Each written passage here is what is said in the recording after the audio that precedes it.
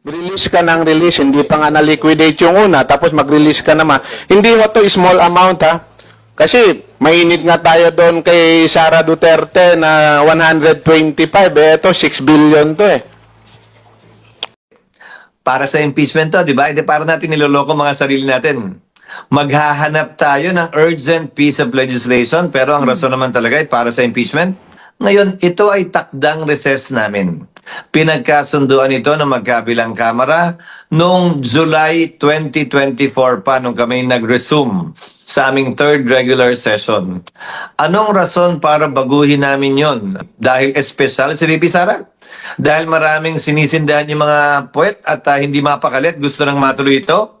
Dahil nanggigigil sila at galit na galit sila sa ikalawang Pangulo? Anong dahilan? Ngayon, kung ano man ang pagtrato ng Senado sa ibang impeachment complaint, yan din ang pagtrato dapat sa impeachment complaint na ito. Kaya nga nakapiring ang mata ng Lady Justice na sumisimbolo sa hustisya. Wala dapat nakikita. Pantay dapat. At yan ang bala kong gawin kaugnay sa kasong ito. Ang daya nila, no? Gagawin kaming hostage dito para magiging judge ng impeachment court. Tapos sila, mangangampanya na. Kami dito ngayon, 24 of us will be sitting as judges of the impeachment court. Sir, so, hindi kami makapagpangampanya. Senator, alam ba ninyo na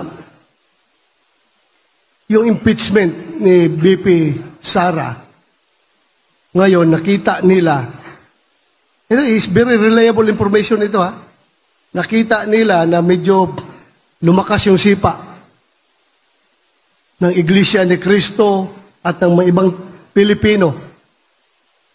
Tumahimik sila ngayon.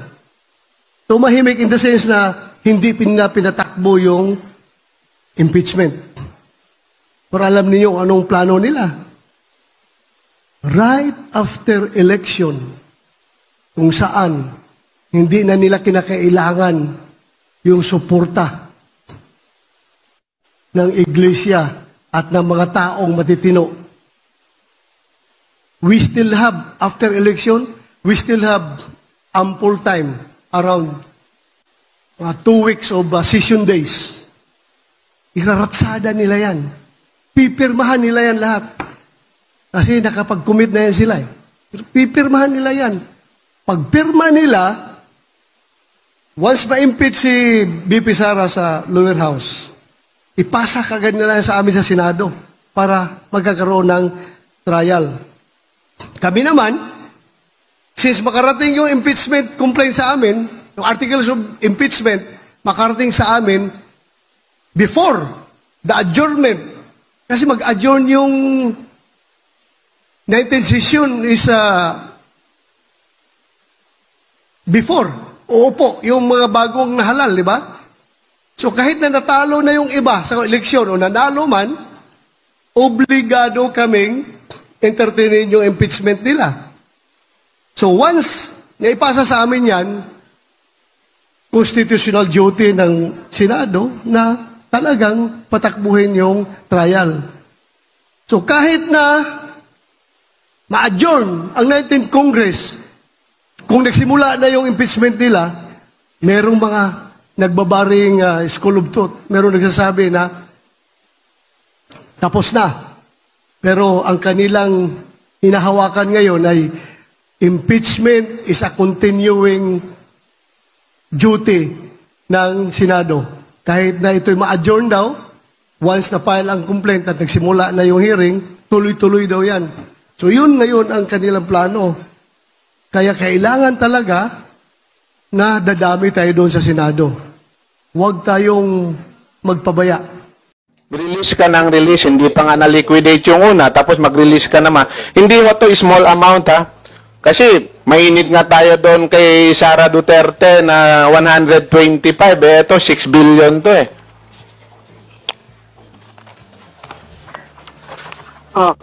Mr. Chair, following the guideline issued by the Minister of Finance, Budget and Management, the fund releases are not subject to liquidations.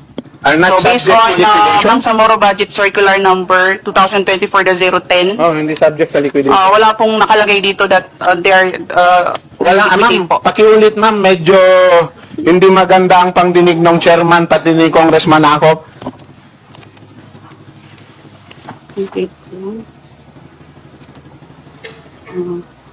The first release for Basilan was on August 15. August 15, magkano, The ma'am? amount is 599 599 million?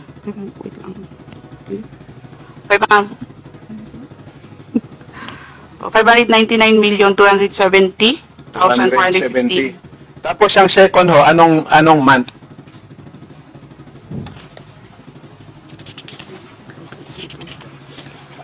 December. Kalaking pera. Masaya ang mga kababayan ko sa Basilan. Daming pera.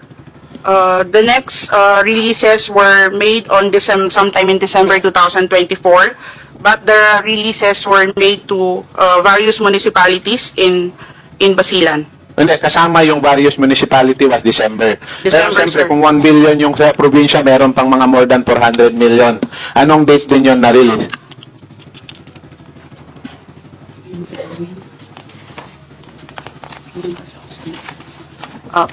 The answer, sir. Yung sa province of Basilan po, two tranches ang releases dyan. First is August 15, which is 599,270,415, and the second release was made on November 18, 2024, and the amount is 401,240,000 po. 400 M, okay. Yung sa Lanao, sa Maguindanao del Norte, doon muna ako sa probinsya, yung 1 billion, ano yung first release nila? Pero sir, halimbawa, kayo sa hindi, sige lang. Maguindanao del Norte, magkano?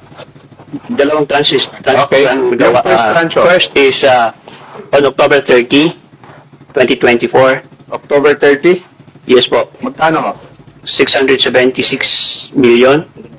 And on November 18, 2024, 324 24M. So, million. equivalent is sa 1B. Tapos yung tawi-tawi po. Tawi-tawi ganun po, dalawang beses. Tigpa 500 po. Ating pa 500 million. Anong Million month po. yung papalis 500? First 500 was released August 15, 2024. Second release was made November 18, 2024. So, 500, yeah, 500 halos pareho, sir. Sir, halimbawa, kayo sa COA ba, pag ganito, alam ko meron naman talaga kayong mga internal rules sa COA. Ako, nung regional governor ako, naalala ko, eto, mga mayor na yan, eto, sila Gov. Bombit, nakikipag-MOA yan sa akin. Either ang memorandum of agreement namin, merong laman, sabi ng COA, either 15% mauna, tapos ang sunod is 40, then may matitira, tapos 30, depende sa liquidation. Pero itong mga releases itong halimbawa, August 15, nag-release kayo ng 500 million. Bago ba ni-release yung another 500 million, meron ng liquidation na submit sa COA? Siyempre, government fund to, magtataka ka. Release ka ng release, hindi pa nga na-liquidate yung una, tapos mag-release ka naman. Hindi mo to small amount, ha? Kasi mainit nga tayo doon kay Sara Duterte na 125, ito 6 billion to eh.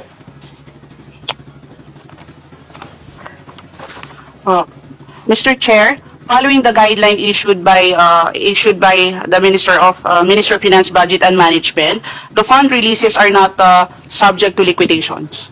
Are not So based subject to on liquidation? Bangsamoro Budget Circular number 2024-010, Oh, hindi subject sa liquidation. wala pong nakalagay dito that they are Wala, liquidating ma'am. po. Pakiulit, ma'am. Medyo hindi maganda ang pangdinig ng chairman pati ni Congressman Akop. Anong sinasabi ng circular at guidelines ng Ministry of Finance and Budget? Hindi subject for liquidation? Kasi sir, the moment sir na fund transfer po siya sa various local government units, Yes. ang titingin po noon kung yung implementation po ba noon at saka yung actual utilization po ng mga fund release sa mga local government units will be audited by the auditors of the local government units. And based on the guideline issued by the Ministry of Finance, mayroon po ditong monitoring mechanism which is under po siya sa Ministry of Hindi, Interior ma'am. and Local Pero Government. ma'am, hindi tama sabihin natin na hindi subject for liquidation ninyo.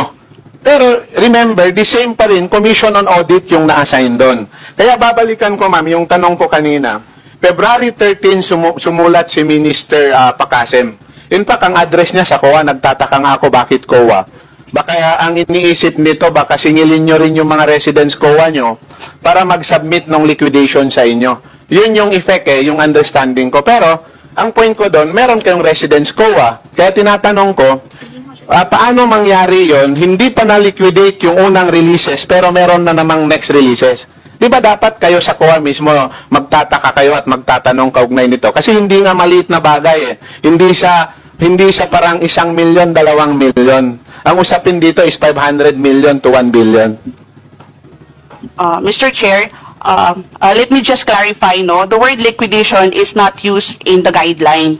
But actually, the requesting local government unit should submit a report on fund utilization for any previous releases funded by the national government following the template prescribed in the guideline. That is, including their SBR letter of intent to be submitted to the Office of the Chief Minister for approval. Pero ma'am, But there is no mention, sir, of the word liquidation kasi the word liquidation usually, sir, is used for advances. So, baka lang po kasi magkaroon ng misnomer. Ma'am, ikaw kasi ang nagsabi nun Yes, di ba? sir. Stand corrected, Kaya sir. So, binalik ko lang yun dahil ikaw ang nagsabi.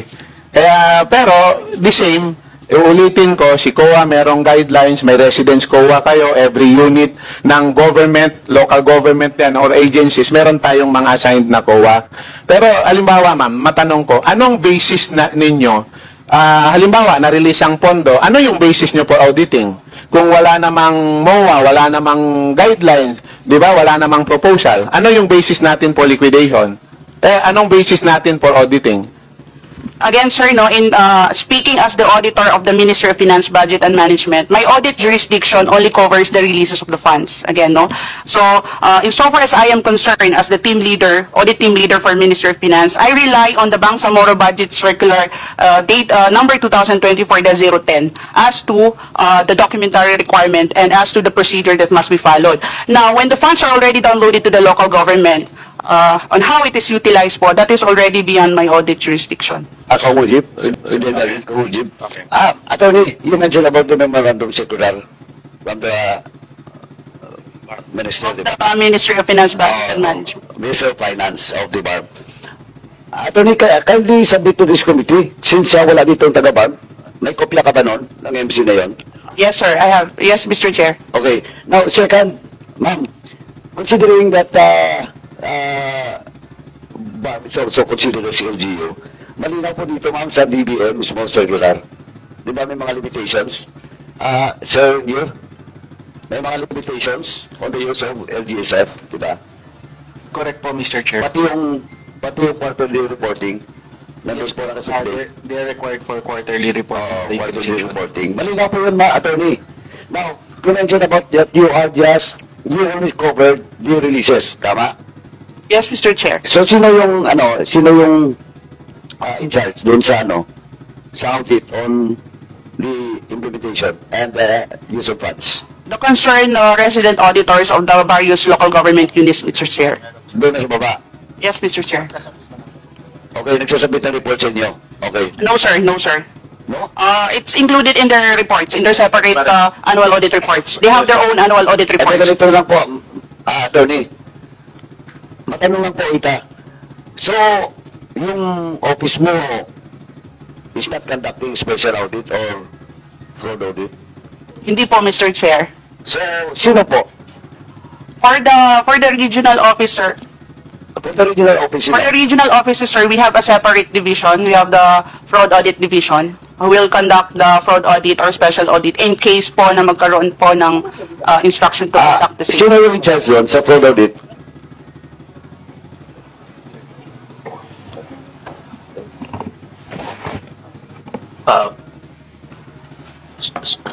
So yung ang authority lang po ng fraud audit ng regional office is 50 million below.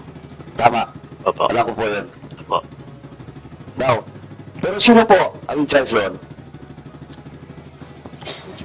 Sino ang in charge? Si Attorney Abdul Jalil Iskander po. Oh, Comsec, please invite they mentioned the fraud audit team leader in the BARM para po patawag natin next hearing. Now, attorney, sir, matanong ko lang kayo, based now on, ito opinion na lang, whether you can give an opinion on that, based now on the report, in this initial investigation, does this warrant a special audit or a fraud audit?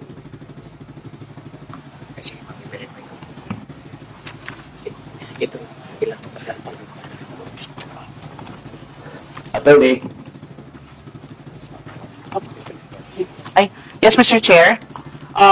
Usually, sir, I'm not the one in charge in the fraud audit division, no. But as far as I know, sir, whenever there is a request for fraud audit, it has to be evaluated first if it is by the central office, and then later on they will issue the office order to conduct the fraud audit or the special audit. Pero ang kinuha ko lang po yung opinion nyo, this, based on the initial investigation made by this committee, is it does warrant or not? Again, sir, I am not in position to comment because I don't. As far as I'm concerned, as the auditor of the MFBM, the documents submitted to me is not yet. All the documents submitted to me is not yet sufficient for me to conclude the same, sir. Na yung ini-implement lang po ninyo is you see to it that Circular 202-4010 is implemented by the Bangsamoro government. Yes, Mr. Chair, insofar as the releases is concerned Now, of the LGSF, because the utilization of the LGSF by the concerned local government units is within the audit jurisdiction of the concerned auditors. thank you. May I ask, if you have already verified whether the LGUs concerned complied with the posting requirements prescribed under Republic Act 9184 as embodied in the circular? Are you referring to the procurement law, sir? No, 9184 is the procurement law. But it is required by the circular that you mentioned, 202-4010, that there are supposed to be reports to be submitted by the LGUs concerned. Have you monitored this? Kasi ikaw nag-mention ng circular na ito eh. And I have a copy of that. Based on item number 410, sir, the monitoring of the implementation and utilization of the LGSF falls on the Ministry of Interior and Local Government, which is another ministry, and they have a separate resident auditors po. I thought you answered a while ago na kayo po ang tumitingin kung nakukomply itong circular na ito. As to the releases, Mr. Chair. I beg your pardon? As to the releases lang po, Mr. Chair. Sa releases. So, when the audit report is made, hindi po kayong gumagawa. Audit report for the Ministry of Finance, sir, ako po yung gagawa, sir. Oh, hindi dapat kasama ito sa report mo, di po ba? Whether they have complied with the requirements of 9184. Kasi embodied sa circular to eh. You have to see to it whether the provisions of the circular are followed by the Bangsamoro government. Kasi ikaw nagbabanggit lahat dito. Nakikinig lang Yes, po sir. ako kanina eh. Mr. Chair, although the circular was issued by the Ministry of Finance, but it covers other ministries within the BARM. So like for instance, sir, the audit of the implementation and utilization, covered po yan ng mga auditors ng local government units. Yun naman po sa monitoring, kung na-implement ba or nag-utilize ba siya in accordance with the guideline, it falls within the jurisdiction naman po kung sino po yung concerned auditor po namin sa Ministry of Interior and Local Government. So insofar as I am concerned po, releases of funds lang po yung aking audit jurisdiction. Insofar as the circular is concerned. So you do not monitor whether the provisions of the circular are followed by the local government unit. No, sir. The guideline is merely used as my basis in the audit of the releases, but I am not tasked to monitor all of the provisions of the circular are complied by the Ministry of Finance. Because again, sir, I would like to emphasize that the LGSF, for the releases and the utilization and implementation of the LGSF funds is multi-agencies po yan, no? Hindi lang po Ministry of Finance ang covered. Now, to whom does the local or do the local auditing teams report? Sa iyo, yung local government yun. For example, yung municipal, Cotabato. Saan siya nagsasubmit ng report niya? Inyo?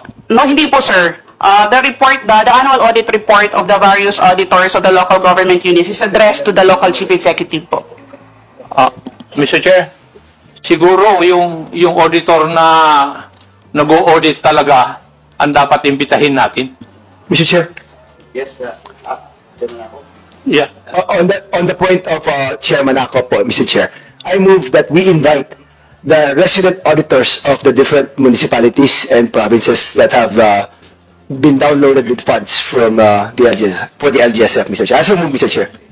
There's a motion to invite all the residents, auditor of all the LGUs being downloaded by the LGSF fund coming from the bar. Duly seconded. In objections, the choice is none. The motion is carried. COMSEC is directed to prepare an invitation for all those resident auditor. Thank you, Mr. Chair. May I ask? Please proceed, Chairman Ako. Madam Auditor, hindi naman kayo concerned siguro dito dahil sa mga sagot po ninyo. Pero may alam na po ba kayo na nag-submit ng AOM yung mga resident auditors ng mga LCEs? Mr. Chair, I cannot comment on that because I don't have personal knowledge as of now. Okay. Kasi naaawa ako dun sa mga sa mga local government units na tumanggap. Kung totoo yung sinasabi na ibinalik, kagaya ng sinabi ni Attorney Torrena kanina, na ibinalik yung ibang amount, ay kawawa sila. You know why? Kasi if you look at the circular na binabanggit po ninyo, Madam, kanina, under Section 8.0, yung responsibility and accountability. The responsibility and accountability in the implementation of programs and projects and proper utilization and disbursement of the LGSF shall rest upon the LCE. Kaya kawawa yung mga local chief executives na tumanggap nito at hindi nila maisagawa yung project mismo.